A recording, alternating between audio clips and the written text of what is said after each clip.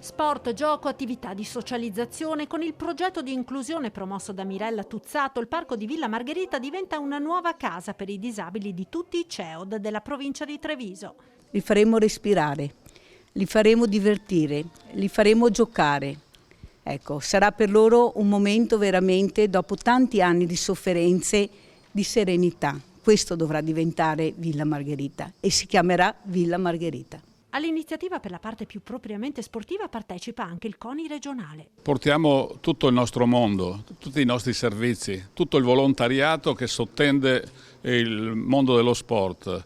Mi piace ricordare che lo sport è per eccellenza inclusivo. E con la disponibilità di diversi centri ippici trevigiani, nel parco troverà spazio anche l'ippoterapia. Si struttureranno in giornate, porteranno qui i cavalli, porteranno qui i pony, porteranno ovviamente i tecnici e tutto il personale per mettere a disposizione questo straordinario animale che è un grande maestro di vita. Coinvolto anche il mondo della formazione con i ragazzi e gli insegnanti dell'alberghiero Lepido Rocco. Siamo come scuola la cerniera tra l'impresa e le istituzioni.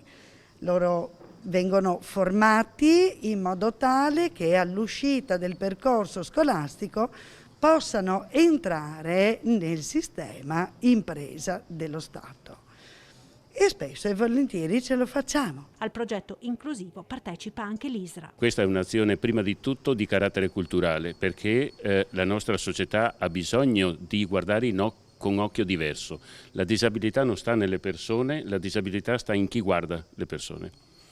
Quindi è l'occhio disabile del cosiddetto normale che noi cerchiamo di andare a modificare.